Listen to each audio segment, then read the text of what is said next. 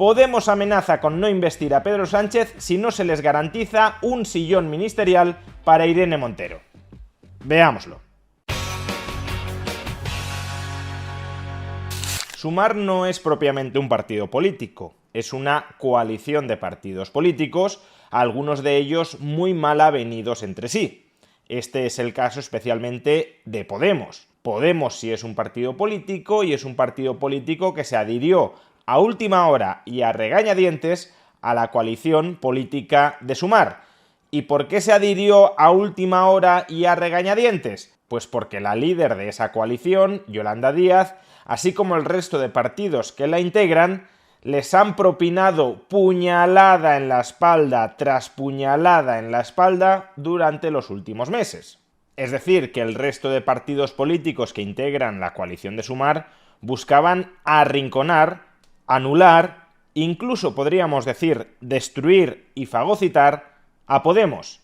Y eso desde Podemos lo sabían perfectamente, pero la alternativa a adherirse a la coalición de Sumar era ir en solitario, dividir el voto de la izquierda, y si la izquierda no obtenía mayoría para revalidar el gobierno, soportar que todos acusaran a Podemos de haber concurrido en solitario, dividiendo el voto de la izquierda y por tanto encaramando al poder a PP y a Vox, es decir, a lo que ellos llaman la ultraderecha. Por eso Podemos se tragó toda la retahíla de traiciones, de descalificaciones, de discriminaciones e incluso de humillaciones perpetradas por sus socios de coalición.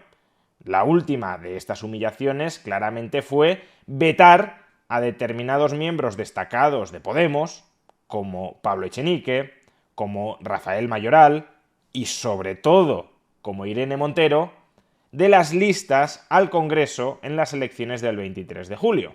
Pero se tragó todas esas traiciones, descalificaciones, discriminaciones y humillaciones porque o pasaban por el aro o se los podría terminar acusando de que, por su culpa, gobernaba la ultraderecha. Finalmente, PP y Vox no obtuvieron mayoría suficiente en el Congreso en las elecciones del 23 de julio, de tal manera que el gobierno de coalición de izquierdas PSOE-Sumar tiene opciones de repetir en esta legislatura. Pero para que Sánchez salga nuevamente investido presidente del gobierno y por tanto pueda conformar gobierno, es necesario que todos los diputados de Sumar voten a favor de Sánchez. Y dentro de Sumar hay 5 diputados de Podemos que acaban de condicionar el voto favorable a Sánchez a que cumpla una serie de condiciones. La primera de las cuales es que Irene Montero siga siendo ministra de Igualdad. Pensamos que es imprescindible que Irene Montero y su equipo sigan al frente del Ministerio de Igualdad y lo propongo formalmente. Y con esta condición van a quedar absolutamente todos retratados. De entrada, quien sin duda queda retratado es el propio Podemos. Podemos se integró en la coalición de Sumar no de buena fe, sino esperando el momento adecuado para traicionar a la coalición de Sumar, que previamente, ya lo hemos dicho, había traicionado, mentido, engañado, vituperado a Podemos, buscando traicionar a la coalición de Sumar de la que forman parte para obtener ventajas que no son ventajas para la coalición de Sumar, sino para su partido político y más en concreto para determinadas personas de ese partido político, como Irene Montero. Y en segundo lugar, Podemos nos aseguraba que se integró en la coalición de Sumar por responsabilidad social, para no dividir el voto de la izquierda, posibilitando que gobernara la ultraderecha. ¿Pero qué sucede con estas condiciones? Que si nos las creemos, si nos creemos de verdad que si Sánchez no cumple con estas condiciones, que si Sánchez no mantiene como ministra de Igualdad a Irene Montero, los 5 diputados de Podemos votarán en contra de Pedro Sánchez, entonces, ¿qué nos quiere decir Podemos? ¿Que prefiere abocarnos a una repetición electoral de la que podría salir vencedora la derecha y la ultraderecha antes que un gobierno de izquierdas entre PSOE y Sumar, dentro del que no esté Irene Montero? Desde la perspectiva de Podemos, el mullido sillón ministerial de Irene Montero bien vale el riesgo de un gobierno de ultraderecha? Pues entonces, una de dos.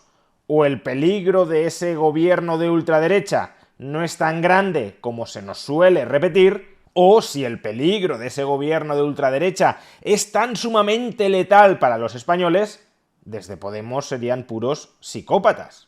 Si usted no nombra ministra de Igualdad a Irene Montero, que caigan las 7 plagas de Egipto sobre España. Pues hombre, qué poquita empatía y conciencia social con los españoles. Pero bueno, ante estas exigencias no solo se va a retratar Podemos, también se van a tener que retratar PSOE y sobre todo el resto de los socios de la coalición de Sumar. Primero porque con esto se demuestra que Yolanda Díaz no es la líder de toda la coalición de Sumar.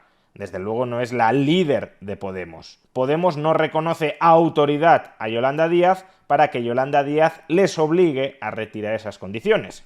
Y en segundo lugar, si Yolanda Díaz termina tragándose el sapo de aceptar a Irene Montero como ministra de Igualdad, ¿con qué cara va a justificar esa tragadura de sapo ante los ciudadanos españoles?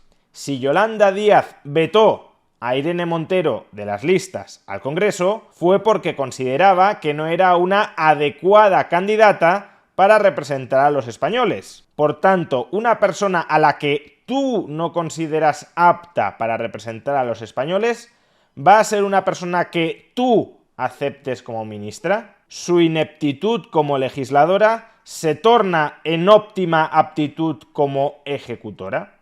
O más bien lo que está sucediendo aquí es que se está destapando el teatrillo que supone la política. Se nos dice, se nos repite continuamente que los políticos se sacrifican a sí mismos buscando el interés general, el bien común, que anteponen lo colectivo a lo individual, a su interés particular. Pero lo que estamos viendo aquí es que la política es, ante todo, una lucha descarnada por el poder. Yolanda Díaz vetó en primer lugar a Irene Montero para decapitar políticamente la influencia que pudiese tener sobre Sumar Pablo Iglesias, porque fue Pablo Iglesias quien escogió a Yolanda Díaz como líder de la coalición de partidos a la izquierda del PSOE, y por tanto, para que su padre político no le haga sombra en el ejercicio de su nuevo liderazgo, Yolanda Díaz sí o sí tenía que matar a ese padre político.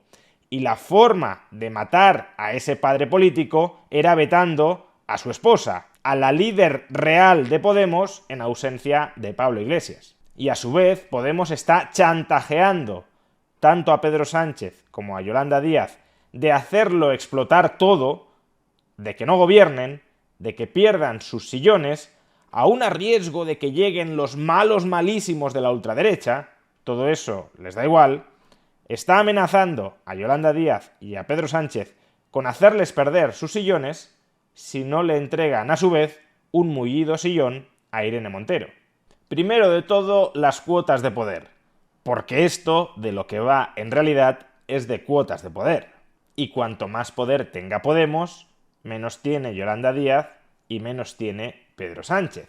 La cuestión es si esa pérdida de cuota de poder que les quiere imponer Podemos les compensará o no a Yolanda Díaz y a Pedro Sánchez arriesgarse a una repetición electoral para salir de ella con plenos poderes.